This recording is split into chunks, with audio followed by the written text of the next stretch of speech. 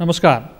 सगरमाथा टेलिभिजनको विशेष प्रस्तुति कोरोना अपडेट विशेषमा स्वागत छ। म रमेश वाग्ले। दर्शकबिन, विश्वभर कोरोनाको संक्रमण अहिले पनि फैलिराखेको छ। 1 वर्ष हुन लागिसकेको छ। डिसेम्बर 31 तारिकदेखि सुरु भएको, गत वर्षको डिसेम्बर 31 तारिकदेखि सुरु भएको कोरोना भाइरसको संक्रमण नेपालमा माघ 9 गते पहिलो संक्रमण देखा परेको थियो। पहिला संक्रमित भेटिएका थिए। नेपालमै संक्रमण फैलिएको त करिब असार पछि मात्रै हो, तर चैतमा दोस्रो केस देखिसकेपछि चैत 11 गतेदेखि सरकारले लकडाउन गरेको थियो। करिब 4 महिनासम्म लामो लकडाउन गरिसकेपछि सरकारले आफ्नो उपलब्धिकै रूपमा त्यति अवधिमा कमभन्दा कम संक्रमित हुनु र मृत्यु पनि नहुनुलाई आफ्नो महत्त्वपूर्ण उपलब्धिको रूपमा व्याख्या गरेको थियो। प्रधानमन्त्री स्वयंले पनि त्यही कुरा बताउनु भएको थियो।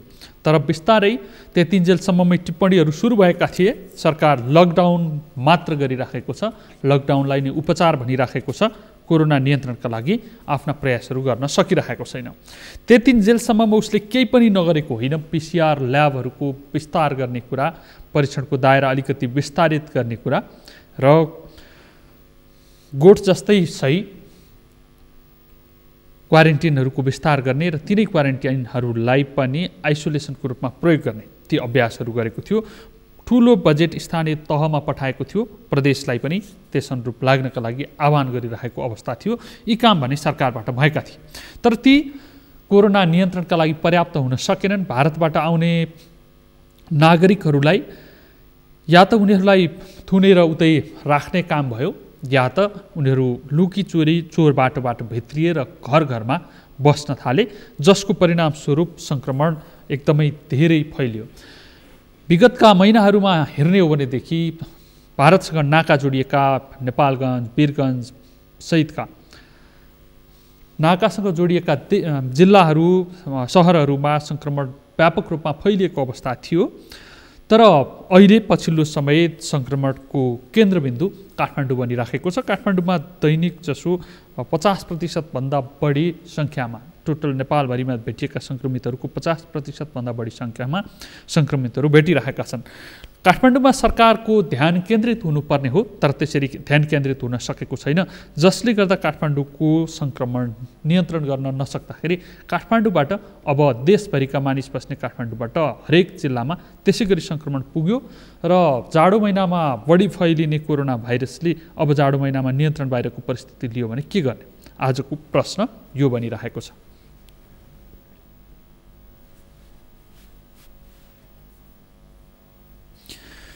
सरकारले कोरोना भाइरसको व्यवस्थापनका लागि भनेर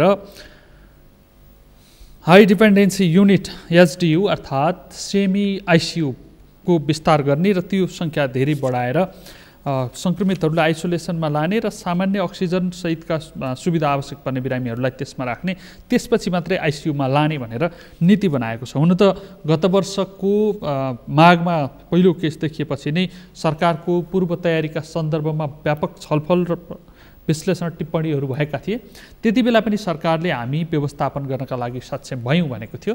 तर जब लकडाउन गरियो, लकडाउनपछि संक्रमितहरू देखिन थाले, त्यति बेला सरकारले संक्रमितहरूको र सम्भावित संक्रमितहरूको परीक्षण गर्नका लागि चिकित्सकलाई PPE समेत दिन नसक्ने परिस्थिति बन्यो र त्यति बेला स्वास्थ्य मन्त्रालयका सचिवले नै पत्रकार सम्मेलन गरेर सम्भावित जोखिमयुक्त मानिसहरूको परीक्षण गर्नका लागि PPE आवश्यक छैन भन्ने जस्तो गैरजिम्मेवार अभिव्यक्ति दिएका कारणले गर्दाखेरि तीव्र विवादित पनि हुनु परेको थियो।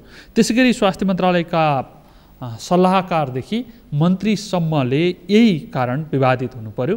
लामो समयसम्म सरकारले टेन्डर आह्वान गर्ने अनि व्यक्तिगत सुरक्षा उपकरण PPE सहितका अन्य परीक्षण उपकरणहरू पनि खोजी नगरिकन बस्ने र एकैचोटि लकडाउन गरिसकेपछि प्रक्रियाभन्दा बाहिर गएका कारणले आज पनि सरकार यही कोरोना भाइरसको संक्रमण नियन्त्रणका लागि ल्याइएका उपचारात्मक र रक्षात्मक किटहरू, PPEहरू खरिद गर्ने क्रममा नै व्यापक भ्रष्टाचार गर्यो भनेर त्यो आरोपबाट सरकार मुक्त हुन सकिरहेको छैन। अहिले एउटा बहस चलिरहेको छ, फ्लूको सुई लगाउने र जाडो महिनामा रुगा खोकी अन्य सिजनल फ्लूका कारणले मानिसहरूमा आउने समस्याहरू लिएर सामान्य मानिसहरू अस्पताल जानु नपरोस्, जसलाई कोरोना लाग्छ उसलाई मात्रै सरकारले परीक्षणको जिम्मा लिनुपर्ने परिस्थिति बनोस्। यो बहस विज्ञहरूले उठाइराखेका छन्, तर त्यो बहसमा स्वास्थ्य मन्त्रालय स्वयं चाहिँ सहमत हुन सकिरहेको छैन। उसले एन्टिजेन टेस्ट गर्ने, टेस्टको PCR टेस्टको प्रक्रियालाई परिवर्तन गरेर एन्टिजेनमा गर्ने र त्यो 1 घन्टामै सयौं मानिसहरूको रिपोर्ट दिन सक्ने परिस्थिति बनाउने, सँगसँगै हाई डिपेन्डेन्सी युनिट अर्थात् HDU भनेको ICU भन्दा केही कम सुविधा भएको सेमी ICU का बेडहरू विस्तार गर्ने र ती बेडहरूमा नै बिरामीहरूलाई राखेर आइसोलेसनलाई अलिकति सुविधायुक्त बनाउने भनिरहेको छ। तर सरकारले भनि त राखेको छ, गर्छ कहिले भनेर अपेक्षा गर्नलाई अप्ठ्यारो भइरहेको छ। किनभने सरकारले स्थानीय तहलाई गर भनेर बजेट पठाएको छ, तर स्थानीय तहहरू आफ्ना मान्छेलाई पार्ने गरी आफ्नो निर्वाचन खर्च उठाउने गरी सोचिरहेका छन् र उनीहरू अनुकूल परिस्थिति नहुँदासम्म टेन्डर समेत आह्वान नगरिकन बसिराखेको अवस्था छ। त्यसैले बेड विस्तार गर्ने कुरा, आइसोलेसन निर्माण गर्ने कुरा पनि प्रभावित भइरहेको छ र जाडो महिना नजिकिँदै गर्दाखेरि यसले त्रास बढाइरहेको छ। थोरै हामी विश्वभरको कोरोनाका सङ्क्रमणको अपडेट गर्दैछौँ। अहिलेसम्म विश्वभर 4,59,21,000 भन्दा बढी मानिसहरू सङ्क्रमित भएका छन् भने 11,93,000 भन्दा बढी मानिसहरूको कोरोना भाइरसको सङ्क्रमणका कारण ज्यान गएको छ। 3,32,52,000 भन्दा बढी मानिसहरू चाहिँ कोरोनाको सङ्क्रमण जितेर वा सक्रिय सङ्क्रमणको अवधि पार गरेर बाहिर निस्किसकेको अवस्था छ। अहिले पनि विश्वको नम्बर 1 सङ्क्रमित भएको देश अमेरिका हो, जहाँ 93,16,000 भन्दा बढी मानिसहरू सङ्क्रमित छन्। 2,35,000 भन्दा बढीले ज्यान गुमाएका छन् भने 60,24,000 मानिसहरू कोरोनाको सङ्क्रमण जितेर वा सक्रिय सङ्क्रमणको अवधि पार गरेर घर फर्किएको अवस्था छ। दोस्रो नम्बरमा छिमेकी मुलुक भारत छ, जहाँ 81,37,000 भन्दा बढी मानिसहरू सङ्क्रमित छन् अनि 1,21,000 बढीको ज्यान गइसकेको अवस्था छ। 74,32,000 मानिसहरू कोरोनाको सङ्क्रमण जितेर अर्थात् सक्रिय सङ्क्रमणको अवधि पार गरेर घर फर्किएको अवस्था छ। नेपालको अवस्था हेर्ने हो भनेदेखि छिमेकी मुलुक चीन, जहाँ 1,40 करोड भन्दा बढी जनसङ्ख्या छ, त्यो मुलुकभन्दा 2 करोड अहिलेको यो जनसङ्ख्याको वृद्धि दरका आधारमा भन्ने हो भनेदेखि 2,93,00,000 नेपालको जनसङ्ख्या मान्दा 1,68,235 सङ्क्रमितहरू छन् भने 920 जनाले ज्यान गुमाएको अवस्था छ अनि 1,28,000 मानिसहरू चाहिँ 1,28,958 जना मानिसहरू निको भएर घर फर्किएको अवस्था छ। छिमेकी मुलुक चीनमा 85,937 मात्रै सङ्क्रमितको सङ्ख्या छ भने 4,634 जनाको मृत्यु भएको छ। 80,984 मानिसहरू निको भएर घर फर्किएको अवस्था छ। यो तुलनात्मक रूपमा हेर्ने हो भने चीनको तुलनामा धेरै गुणा बढी सङ्क्रमण नेपालमा फैलिरहेको छ र यसलाई धान्नका लागि सम्भव हुन्छ कि हुँदैन भनेर सोच्नुपर्ने अवस्था छ। अहिले सामान्य अवस्थाकै बिरामीको सङ्ख्या बढी छ। 75% सङ्क्रमितहरू सहज रूपमै घर फर्किराखेको अवस्था छ भने 25% मात्रै सङ्क्रमितहरूलाई अलिकति जटिल प्रकारका समस्याहरू आएका छन्। भोलि यही रिभर्स भयो र 75% चाहिँ जटिल प्रकृतिका भइदिए भनेदेखि त्यति बेला भगवान भरोसामा छोड्नुपर्ने अवस्था छ। त्यसबाट बच्नका लागि सरकारले केही काम गर्नुपर्ने आवश्यकता देखिएको छ। अब हामी देशका विभिन्न जिल्लामा कोरोना सङ्क्रमण नियन्त्रणका लागि गरिएका प्रयास अनि त्यसको व्यवस्थापनमा नागरिक स्तरबाट भएका सहयोग कस्ता छन् बुझ्ने प्रयास गर्दैछौँ। सहकर्मी मधु पौडेल बाँकेबाट प्रत्यक्ष सम्पर्कमा हुनुहुन्छ। मधुजी। हजुर रमेश सर। मधुजी सुन्दै हुनुहुन्छ? हजुर हजुर सुन्दैछु। हामी बाँकेबाट मधु पौडेलसँग सम्पर्क गर्ने प्रयास गर्दैछौँ। सुनिरहेको छु मैले, सुन्दैछु मैले।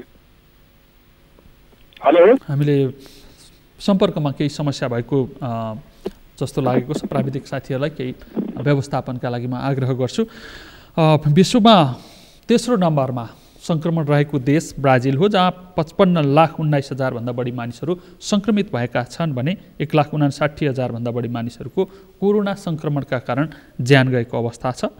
49,66,000 मानिसहरू भने निको भएर अथवा सक्रिय सङ्क्रमणको अवधि पार गरेर फर्किएको अवस्था छ।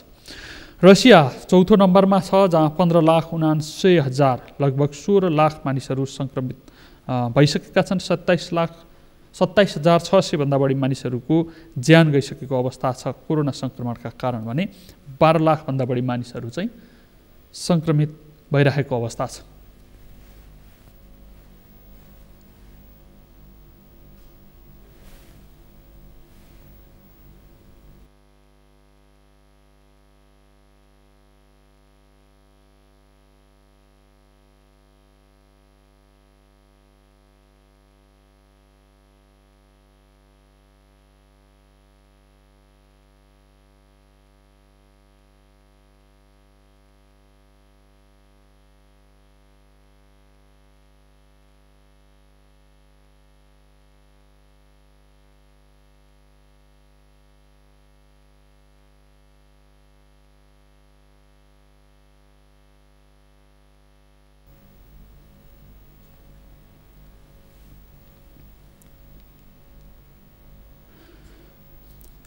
अब हामी पश्चिम नेपालको नेपालगञ्जतर्फ लाग्दैछौँ। सहकर्मी मधु पौडेल यति बेला प्रत्यक्ष सम्पर्कमा हुनुहुन्छ। मधुजी।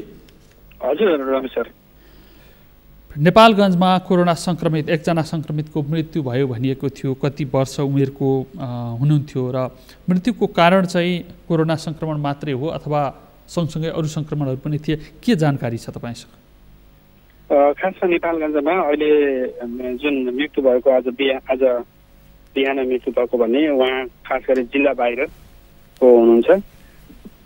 बाँकी जिल्लामा उपचारको क्रममा जिल्ला बाहिरबाट उपचारका लागि नेपालगञ्ज मेडिकल कलेज अस्पताल कोलपुरमा भर्ना भएका सङ्क्रमित एकजनाको मृत्यु भएको हो।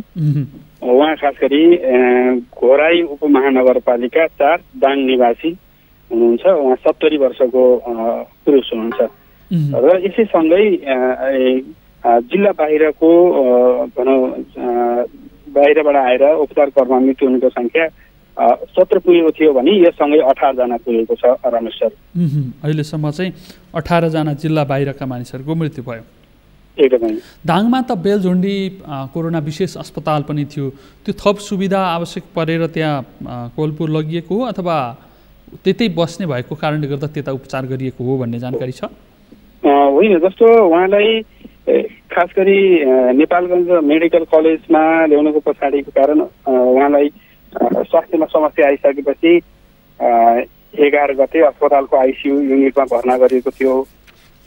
त्यसपछि उहाँलाई स्वाब लिने काम भयो। स्वाबबाट पोजिटिभ आउने बित्तिकै भनौँ न जुन अन्य तरिकाले पनि जुन तरिकाले बताउन सकिन्छ त्यो कुरा पनि भयो र स्वास्थ्यमा सुधार नआइसकेपछि उहाँको भनौँ 15 गते आज बिहान मृत्यु भएको रमेशजी। भनेको दाङमा बेलझुन्डीमा भएका सुविधाहरू अपर्याप्त भएकै कारणले गर्दाखेरि कोलपुर मेडिकल कलेज चाहिँ लगिएको होइन? पक्कै पनि। मधुजी, अहिले सङ्घीय सरकारले जाडो याम सुरु हुन लाग्यो भनेर हाई डिपेन्डेन्सी युनिट अर्थात् एसडियु सहितका बेडहरूको सङ्ख्या बढाउने, विस्तारित गर्ने अनि भोलि सम्भावित सङ्क्रमण फैलिँदै जाँदाखेरि अलिकति जोखिमपूर्ण अवस्थाका बिरामीको सङ्ख्या बढी हुने र उनीहरूलाई चाहिँ ती बेडहरूमा राखेर अक्सिजन सहितका सुविधा दिएर उपचार गर्ने भनेर यहाँ सार्वजनिक गरिराखेको अवस्था छ। स्वास्थ्य मन्त्रालयका प्रवक्ताले स्थानीय तहहरूलाई जिम्मा दिएको छ भनिएको छ। स्थानीय तहहरूले आइसोलेसन बेडहरू त्यसै गरी हाई डिपेन्डेन्सी युनिट एसडियु सहितका बेडहरू विस्तारित गर्ने अभ्यास गरिरहेका छन् कि के छ स्थानीय तहमा चाहिँ तपाईँको जानकारी? पक्कै पनि यहाँले भनेको जस्तो अहिले स्थानीय तहले के गरिरहेछ भनेर जानकारी दिनुपर्दा अहिले स्थानीय तहबाट त्यस्तो कुनै काम पनि भइरहेको देखिँदैन। सामान्यतया स्थानीय जुन प्रमुखहरू पनि रहनुभएको छ उहाँ पनि कोभिड पोजिटिभ भइसकेको अवस्था हो। उहाँ पनि अहिले होम आइसोलेसनमा बसिराख्नु भएको छ, जसले गर्दाखेरि यहाँको भनौँ न अन्य कामहरू पनि प्रभावित भएको देखिन्छ रमेशजी। मधुजी, तपाईँ नेपालगञ्ज उपमहानगरपालिकाको विषयमा भन्दै हुनुहुन्छ होइन? नै, पक्कै जस्तो कि यहाँको कोभिड जिल्ला कोभिड-19 सङ्कलन व्यवस्थापन समितिको भनौँ न सबै हेर्ने काम भनेर संयोजकको रूपमा यहाँ सिडिओ भनौँ जिल्ला प्रशासन प्रमुखले गर्नुपर्ने हुन्छ। उहाँ अहिले जुन उहाँ पनि कोभिड पोजिटिभ भइसकेपछि अहिले होम आइसोलेसनमा भइरहेको अवस्था हो। त्यसै गरी अन्यलाई पनि सङ्क्रमण भएको अवस्था थियो, जसले गर्दाखेरि केही काममा प्रभावित भएको हामीले देख्न सक्छौँ। भनेको जिल्ला कोभिड कन्ट्रोल कमिटी भनेर भनिएको थियो, जिल्ला विपद व्यवस्थापन समितिलाई नै स्थानीय तहका प्रतिनिधिहरू र प्रमुख जिल्ला अधिकारीको नेतृत्वमा जिल्लाका प्रमुख कार्यालयहरूका अधिकारीहरू पनि सम्मिलित हुने गरी एउटा कमिटी बनेको छ। त्यो कमिटीको बैठकै बस्न सकेको छैन, त्यसको मतलब अहिले पछिल्लो समय होइन? अहिले पछिल्लो समय यसको बैठक बसेको छैन रमेशजी। भयो लगभग उहाँ अहिले होम आइसोलेसनमा हुनुहुन्छ, त्यसरी हामीलाई जानकारी आएको छैन बैठक भन्ने। यसभन्दा अगाडिको समयमा हामीलाई जानकारी आउँथ्यो, त्यो पक्कै पनि नबसेर नै हामीलाई जानकारी नभएको हुनसक्छ। त्यसको मतलब अब कसले कसरी काम गर्ने भन्ने सन्दर्भमा प्रमुख जिल्ला अधिकारीको नेतृत्वमा रहेको समितिले गर्ने निर्णय त एउटा ठाउँमा छ, तर नेपाल सरकारले स्थानीय तहहरूलाई डाइरेक्ट बजेट पठाउने भनेर नीति अब अख्तियार गरेको छ र त्यो नीति अनुरूप बजेट पनि गइसकेको, तर स्थानीय तहहरूले चाहिँ टेन्डर आह्वान गर्नलाई आनाकानी गरिरहेको, अनि जटिल परिस्थिति फेरि पनि हतार भयो पित्यो भन्ने पारिसकेर अनि हतारमा दिएको भनेर प्रक्रियाहरू मिचेर आफ्ना मान्छेलाई दिने जुन पद्धति छ त्यसो गर्न खोजेको भनेर कतिपय जिल्लाका साथीहरूले पनि रिपोर्टिङ गरिराख्नु भएको थियो। त्यहाँको अवस्था चाहिँ के हो? के त्यो बहस भएको छ अथवा बहस नै नभइकन स्थानीय तहहरू आफूलाई त्यस्ता विषय जानकारी नै नभएको जस्तो गरेर बसिरहेको अवस्था छ? हो, पक्कै पनि यहाँले भने जस्तो अहिलेको खास गरी जिल्लामा स्थानीय तहको कुरा गर्दाखेरि जसरी अगाडि बढ्नुपर्ने थियो, जुन तरिकाबाट कोभिड नियन्त्रणका लागि जिल्ला भनौँ न स्थानीय तहका आफूहरूले अगाडि बढ्नुपर्ने अवस्था रहन्थ्यो, त्यसो भइरहेको नभइरहेको विगतको अवस्था पनि हो। त्यही नै अहिले देखिन्छ। खास गरी जुन तरिकाबाट अलिकति आफू संवेदनशील हुनुपर्ने हो, त्यो संवेदनशीलता नभइरहेको अवस्था पनि हो र कसले के गर्ने भन्ने कुरा पनि अलिकति जिम्मेवारीका कुराहरू पनि आइरहेका छन्। यहाँले भने जस्तो अहिले यहाँ त्यति धेरै हामीले जुन तरिकाले बजेट आयो, जुन अगाडि बढ्नुपर्ने कुरा हो, त्यस सम्बन्धी कामहरू अहिले भइरहेको देखिँदैन।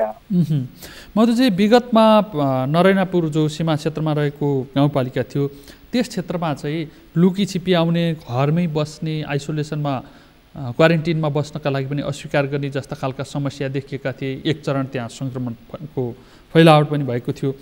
अहिले त्यसरी आउनेहरूलाई नियन्त्रण पनि नगरिरहेको अवस्था छ अनि उनीहरूलाई क्वारेन्टिन पनि गरिँदैन, घरमा जानका लागि सरासर घर जान दिइन्छ।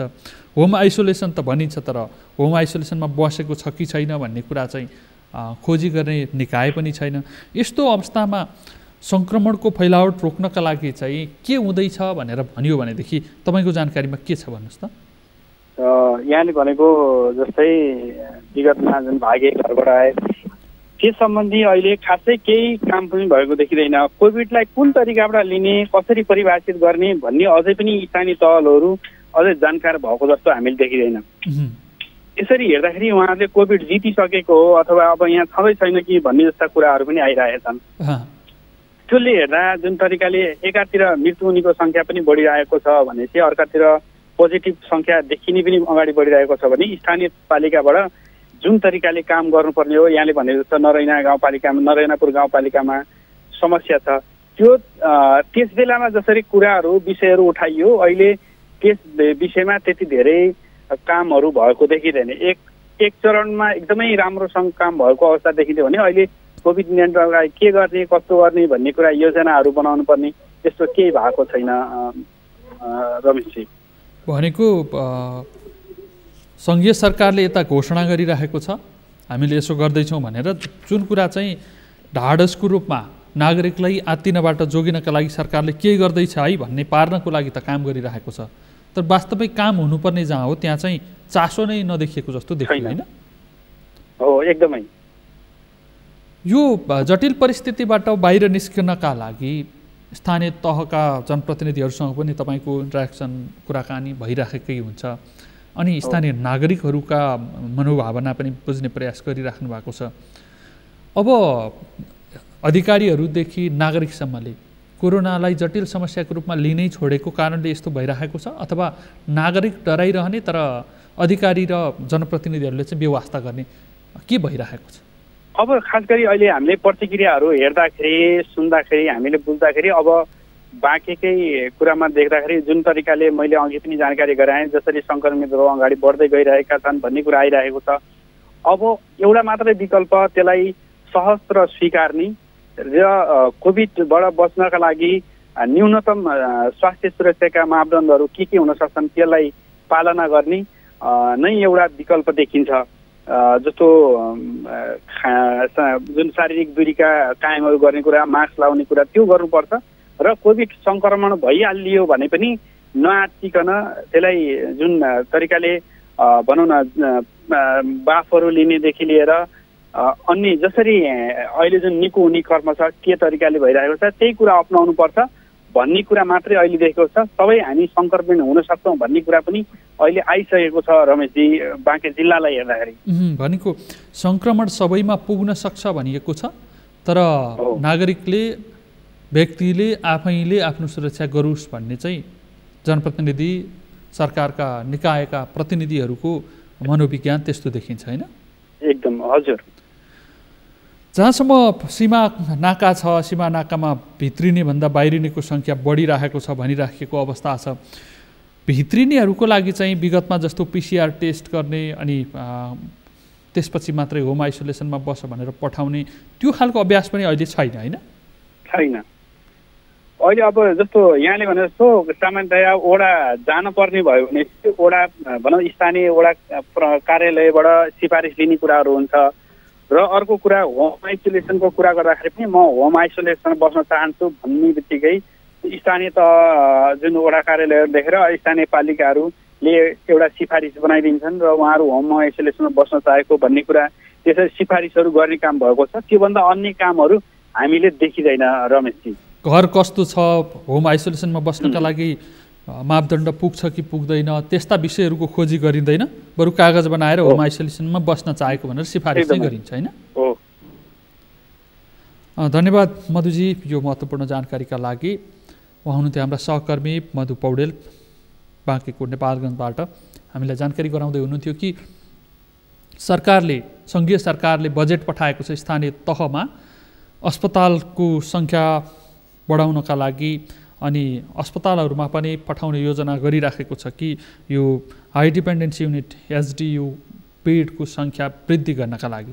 तर त्यसरी न त अस्पतालबाट एचडियूको विस्तार भएको देखिएको छ न त स्थानीय तहहरू नै अस्पताल बनाउने त्यसका आइसोलेसन बेडहरूको विस्तार गर्ने र त्यो कामबाट नागरिकमा भोलि आउने विपत्तिलाई चाहिँ समाधान गर्ने यो कुरा चाहिँ गरिरहेको अवस्था छैन। नेपालीमा एउटा भनाइ पनि छ, दुःख र विपत्ति कहिल्यै पनि सूचना दिएर आउँदैनन्, जति बेला पनि मानिसको जीवनमा आइपर्न सक्छन्। राष्ट्रिय जीवनमा पनि त्यस्तै हो, जति बेला पनि मानिसहरूमा यस्ता समस्याहरू आइपर्न सक्छन्। तर तयारी चाहिँ त्यो अनुरूप देखिराखेको अवस्था छैन। अब हामी अर्को जिल्ला चितवनतर्फ लाग्दैछौँ। चितवनका लागि मात्रै नभएर आसपासका धेरैवटा जिल्लाहरूका लागि पनि उपचार गर्न आउने एउटा मेडिकल हब जस्तो रूपमा विकास भइरहेको छ। त्यहाँ चाहिँ सङ्क्रमितहरूको अवस्था र व्यवस्थापनका प्रयासहरू कसरी भइरहेका छन् हाम्रा सहकर्मी कृष्ण आचार्यसँग हामी कुराकानी गर्ने प्रयास गर्दैछौँ। कृष्णजी। हजुर रमेशजी। चितवनमा चाहिँ सङ्क्रमितहरूको अवस्था कस्तो छ र व्यवस्थापनका प्रयासहरू कसरी भइरहेका छन्? चितवनमा आजसम्मको यो तथ्याङ्कलाई हेर्दाखेरि आजसम्म 4223 जनामा चाहिँ कोरोना संक्रमण पुष्टि भएको छ, जसमा भरतपुर महानगरपालिकामा सबैभन्दा धेरै 2882 जनामा चाहिँ कोरोना पुष्टि भएको छ। त्यस्तै गरेर खैरहनीमा 307 जना, माडी नगरपालिकामा 91 जना, रत्नगर नगरपालिकामा 525 जना, त्यस्तै राप्ती नगरपालिकामा 264 जना, कालिका नगरपालिकामा 125 जना र इच्छा कामना गाउँपालिकामा 29 जना गरेर 4223 जना अहिलेसम्म आजको दिनसम्मको चाहिँ सङ्क्रमितको सङ्ख्या हो। र यो सङ्क्रमितको सङ्ख्या सँगसँगै चितवनमा मृत्यु हुनेको सङ्ख्या पनि उत्तिकै छ र 61 जना ले कोरोनाका कारण मृत्युवरण गरिसकेको अवस्था छ, जसमध्ये भरतपुर महानगरपालिकामा मात्र 34 जनाको मृत्यु भएको छ कोरोनाका कारण। र अहिले पनि 2570 जना चाहिँ निको भएर घर फर्किसकेका छन् र अहिले 1592 जना आइसोलेसनमा छन्।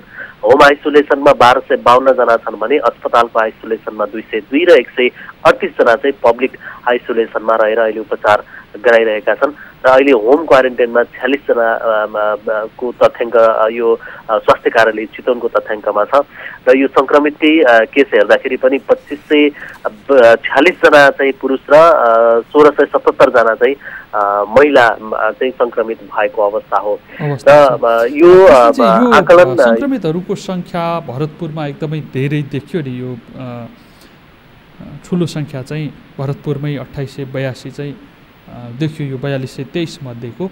यो बाहिरबाट आएर अनि संक्रमित घरमा बसिसकेपछि त्यो परिवारका सदस्यहरूमा सरेको संख्या चाहिँ बढी देखिन्छ कि यो स्थानीय संक्रमण चाहिँ फैलिरहेको अवस्था हो त्यहाँ? यो अहिले पछिल्लो तथ्याङ्क हेर्दाखेरि त यो स्थानीय लेभलमै अब यो यही फैलिएको अवस्था हो। अहिले बाहिरबाट धेरै अब मान्छेहरूको आवाज जाव त छ नै, यद्यपि यो समुदाय स्तरमा फैलिसकेपछि अहिले घर घरमा टोल टोलमा अहिले कोरोना फैलिसकेको अवस्थामा चाहिँ यो बाहिरबाट भन्दा पनि अब यो आन्तरिक रूपमा नै भित्री रूपमा नै अब फैलिएको अवस्था छ। विशेष गरेर सुरुवातका दिनमा चाहिँ चितवनमा चाहिँ अस्पतालबाट चाहिँ कोरोना समुदाय स्तरसम्म फैलिएको अवस्था थियो। अब अहिले त्यो अस्पताल सँगसँगै अन्य क्षेत्रहरू पनि अब यो कोरोनाको जोखिमको ठाउँहरू बने। त्यस कारणले गर्दाखेरि पनि यो अहिले संक्रमणको दर बढ्ने कारण चाहिँ अब यो घर घरमै टोल टोलमै र यो समुदाय स्तरमा फैलिसकेका कारणले गर्दाखेरि पनि यो संक्रमणको दर बढिरहेको अवस्था चाहिँ छ। कृष्णजी, चितवन चाहिँ अस्पताल मेडिकल कलेजहरूको सङ्ख्या अलिक बढी भएको, आसपासका जिल्लाहरूको उपचार गर्ने केन्द्रको एउटा हबको रूपमा पनि विकास भइरहेको छ। छिमेकी जिल्लाबाट चाहिँ उपचार गराउन आउनेहरूको सङ्ख्या कस्तो पाइएको छ अहिलेसम्म? यो पक्कै पनि अब त्यही हाराहारीमै छ। तपाईँको अहिले मैले जुन डाटा भने यो एक्ज्याक्ट रूपमा चितवन जिल्लाको मात्र डाटा हो। यद्यपि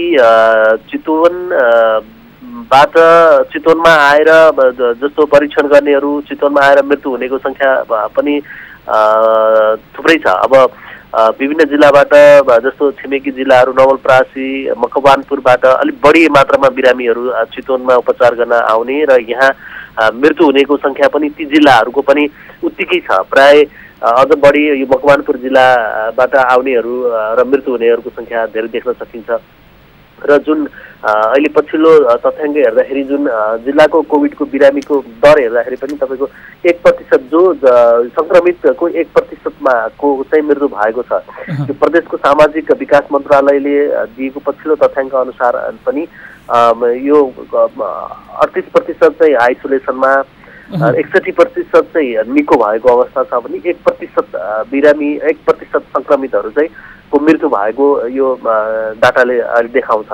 र यो तथ्याङ्कलाई हेर्दाखेरि अब जिल्लामा अन्य विभिन्न जिल्लाहरूबाट पनि क्यान्सर लगायतका गम्भीर प्रकृतिका रोगको उपचार गर्न आउने बिरामीको सङ्ख्या पनि उत्तिकै हुने कारणले गर्दाखेरि यहाँ मृत्युको दर पनि त्यसरी बढेको देखिन सकिन्छ। र पछिल्लो अब यो हुँदैछ, जाडो महिनामा कोरोनाले अलिकति बृहत रूप लिन्छ भनेर विगतदेखिको चीनमा सुरुवात भएको चरणदेखिको अभ्यास हेऱ्यो भने त्यस्तो देखिन्छ। अहिले सरकारले पनि जाडो महिनामा सङ्क्रमित बढ्ने पक्का छ भनेर स्वास्थ्य मन्त्रालय मार्फत जानकारी गराइरहेको छ र यो हाई डिपेन्डेन्सी युनिट एचडियुको बेडको सङ्ख्या चाहिँ लगातार विस्तार गरिरहेको भनेर यता जानकारी गराइरहेको अवस्था छ। त्यहाँ अस्पतालहरूले आइसियु भन्दा केही कम सुविधा भएको सेमी आइसियु भन्न मिल्ने खालको एचडियु को सङ्ख्या, बेडको सङ्ख्या चाहिँ बढाउनका लागि प्रयासहरू गरिराखेको त्यस्तो केही जानकारी तपाईँहरूलाई प्राप्त छ? पक्कै पनि अब चितवनका 3वटा अस्पतालहरू अथवा 2वटा मेडिकल कलेज र एउटा भरतपुर अस्पताल जुन केन्द्रीय अस्पतालको रूपमा रहेको छ, 3वटा अस्पतालहरूमा अहिले जुन आइसियु त्यस्तै भेन्टिलेटर पुरै प्याक भएको भनेर त्यो अस्पतालहरूले बताएको अवस्था छ। हिजो मात्र मैले यहाँका मेडिकल कलेज र यहाँको सरकारी अस्पतालका प्रमुखहरूसँग मैले कुराकानी गरेको थिएँ। उनीहरूले बताएअनुसार दसैँ पछिको अवधिमा अहिले कुनै पनि जो कोभिडको उपचार गर्ने अस्पतालहरूमा यो खाली छैन, आइसियु र भेन्टिलेटर खाली छैन र अन्य अस्पतालहरूमा पनि जो कोभिड बाहेकका बिरामीहरूको उपचार गर्ने ठाउँमा पनि अब अलिकति अन्य जुन हस्पिटलमा कोभिडका बिरामीहरू देखिएका छन् त्यहाँबाट यता यो कोभिडको उपचार गर्ने हस्पिटलहरूमा सार्नुपर्ने भए तापनि यो ठाउँ नभएका कारणले गर्दाखेरि ती अस्पतालहरूले पनि अहिले कोभिडको उपचार गरिरहेको भनेर जानकारी प्राप्त भएको छ। अब यो किन तपाईँले भने जस्तो अब यो जाडो सिजन बढ्दै जाँदाखेरि अथवा यो सिजनमा अलिकति यो कोभिडको बिरामीहरू बढ्न सक्ने जुन आकलन गरिरहँदाखेरि अब यसको अवस्था के हुन्छ अथवा पछिको अवस्था के हुन्छ, यो यसको सङ्क्रमणको दर अथवा चाहिँ गम्भीर प्रकृतिका बिरामीहरूको दर बढ्दै गयो भने चाहिँ पक्कै पनि ठाउँको अभाव, त्यस्तै गरेर भेन्टिलेटरको अभाव पक्कै पनि हुनेछ र त्यसका लागि यहाँको स्थानीय प्रशासन र यहाँका स्थानीय निकायहरू पनि यस अगाडि नै लागिरहेको अवस्था हो। यद्यपि पर्याप्त मात्रामा जति आवश्यकता अनुसारको व्यवस्थापन हुनुपर्ने हो त्यो किसिमको व्यवस्थापन चाहिँ हुन सकेको देखिँदैन, जसले गर्दाखेरि भरतपुर अस्पतालले सुरुमै ठुलो स्तरमा कोरोना विशेष अस्पताल निर्माण गरेको कारणले गर्दाखेरि चर्चा कमाएको थियो। पछि त्यसमा केही नकारात्मक कुराहरू भएका, घुस खाएका भएका सामानहरू चाहिँ हराइरहेका जस्ता विषयहरू पनि टिप्पणीमा आइरहेका थिए। अहिले पछिल्लो समय चाहिँ सङ्घीय सरकारले स्थानीय तहलाई डाइरेक्ट पैसा पठाएर अस्पताल बनाउने, भएकाहरूलाई बेड सङ्ख्या विस्तारित गर्ने र ती विस्तारित बेडहरूलाई पनि सामान्य बेडबाट एसडियु हाई डिपेन्डेन्सी युनिट बनाएर अक्सिजन सहितका सुविधायुक्त बनाउने भनेर चाहिँ जुन नीति लिइरहेको छ, त्यसका लागि स्थानीय तहहरूले क्रियाशीलताका साथ काम गर्न सुरु गरे अथवा त्यसको जानकारी नै नभए चाहिँ बसिरहेको अवस्थामा? पक्कै पनि तपाईँले भने जस्तो अब चितवनमा कोरोना विशेष अस्थायी अस्पताल जसरी 72 घण्टाभित्र चिनिया शैलीमा अस्पताल निर्माण गरियो भनेर एकाएक चर्चा पनि गरियो, त्यस किसिमले जो निर्माण सम्पन्न भइसकेको भवन जो चितवन प्रदर्शनी केन्द्रको भवन थियो त्यसमा आन्तरिक रूपमा व्यवस्थापन गरेर त्यति छिटो अस्पताल निर्माण गरिएको पनि हो। यद्यपि त्यो अस्पताल जसरी आजको दिनसम्म कन्टिन्यू हुनु पर्थ्यो अथवा आजको दिनसम्म त्यो अस्पतालले सेवा प्रवाह गरिरहनु पर्थ्यो, त्यो विविध कारणले हुन सकेन र त्यसको बिचमा समीक्षा पनि गरिएको थियो कि जुन बेलामा अस्पतालको आवश्यकता थियो त्यो बेलामा अस्पताल बन्द भयो, जुन बेला चाहिँ आवश्यक थिएन तयारी मात्र गर्नुपर्ने अवस्था थियो त्यो बेलामा अस्पताल निर्माण गरियो भनेर स्थानीय लेभलमा पनि चर्चा परिचर्चा हुँदै आएको छ। यद्यपि भरतपुर महानगरपालिकाले त्यो अस्पतालको व्यवस्थापन भरतपुर अस्पताल मातहत दिइसकेपछि स्थानीय लेभलबाट जुन प्राकृतिक उपचारका लागि योगी नरहरिनाथ प्राकृतिक चिकित्सालय जो भरतपुर 1 को बागेश्वरीमा छ, त्यहाँ त्यो प्राकृतिक पद्धतिबाट उपचारका लागि त्यो आइसोलेसनको रूपमा चाहिँ त्यसरी विकास गरिएको अवस्था थियो र त्यो अहिले पनि कन्टिन्यू छ र त्यहाँबाट धेरै सङ्क्रमितहरू अहिले निको भएर घर फर्किसकेको अवस्था पनि छ र त्यो प्रभावकारी भएको भनेर आम जो त्यहाँ उपचार लिनुभएका सङ्क्रमितहरूले बताएको अवस्था पनि छ। र अब अन्य स्थानीय तहको कुरो गर्नुपर्दाखेरि चितवनका अन्य स्थानीय तहले पनि आफ्नो स्थानीय तहमा जस्तो आइसोलेसन बनाउने अस्पतालहरूमा पनि थप सुविधाहरू को व्यवस्थापन गर्ने भनेर सार्वजनिक गरिरहेको अवस्था पनि हो र केही सुधारका कामहरू पनि गरेको अवस्था देखिन्छ।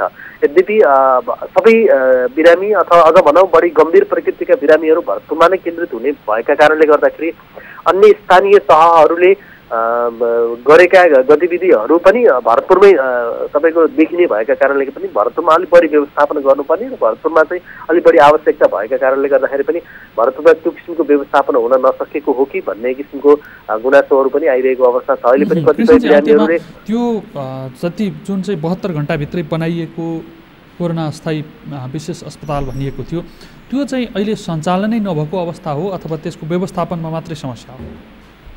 अहिले त्यो अस्पताल सञ्चालनमा छैन कि त्यो अहिले बन्द नै गरिएको छ र जो त्यहाँ बनाएका केही संरचनाहरू पहिला जुन अवस्थामा बनाइएको थियो त्यही अवस्थामा नै राखिएको छ। यद्यपि त्यहाँको सबै सामानहरूको र सबै त्यहाँको सम्पूर्ण कुराहरूको चाहिँ ह्यान्डओभर भरतपुर अस्पताललाई गरिएको थियो तत्कालीन समयमा भरतपुर महानगरपालिकाका तर्फबाट र त्यतिखेर प्रदेश सरकारले 1 करोड बजेट त्यो कोरोना विशेष अस्थायी अस्पतालका लागि भनेर भरतपुर महानगरपालिकालाई सहयोग गरेको थियो र त्यसपछि पनि जुन बागेश्वरीमा निर्माण गरेको जुन प्राकृतिक चिकित्सालय लगायतका यो कोभिड विरुद्धको अभियानमा लड्नका लागि प्रदेश सरकारले थप 1 करोड सहयोग गरेको अवस्था थियो र अहिले त्यो अस्पताल अहिले पूर्ण रूपमा बन्द छ। यद्यपि अब चलाउनु पर्छ अथवा अझ बन्ने कन्डिसनमा अथवा त्यो संक्रमित त्यो दर अझ बढ्ने कन्डिसनमा चाहिँ अस्पताल फेरि सञ्चालन गर्नुपर्छ भनेर त्यो किसिमको चर्चा परिचर्चा र त्यो किसिमको बहस पनि अहिले पनि हुने गरिरहेको अवस्था छ, भइरहेको छ चर्चा, तर चर्चामा सीमित छ, अहिले चाहिँ सञ्चालनमा छैन। धन्यवाद कृष्णजी यो महत्त्वपूर्ण जानकारीका लागि। उहाँ हुनुहुन्थ्यो हाम्रा सहकर्मी कृष्ण आचार्य, चितवनबाट हामीलाई जानकारी गराउँदै हुनुहुन्थ्यो कि त्यहाँ रातारात लगाएर प्रदेश सरकारको बजेटको करोडभन्दा बढी बजेट खर्चिएर भरतपुर महानगरपालिकाले पनि बजेट खर्चिएर बनाएको अस्पताल अहिले सञ्चालनमा छैन। त्यो चाहिँ बजेट नै खेर गइरहेको अवस्था छ। भोलि सङ्क्रमितहरूको सङ्ख्या बढ्दै जान्छ भन्ने कुरा सरकारले पूर्वानुमान गरिसकेको अवस्था छ।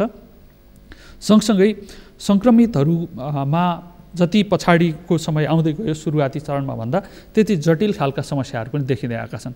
त्यसैले सरकार सचेत हुनुपर्ने पहिलो आवश्यकता हो। सँगसँगै स्थानीय सरकार, प्रदेश सरकार र मातहतका निकायहरू पनि सचेत हुनुपर्ने आवश्यकता छ।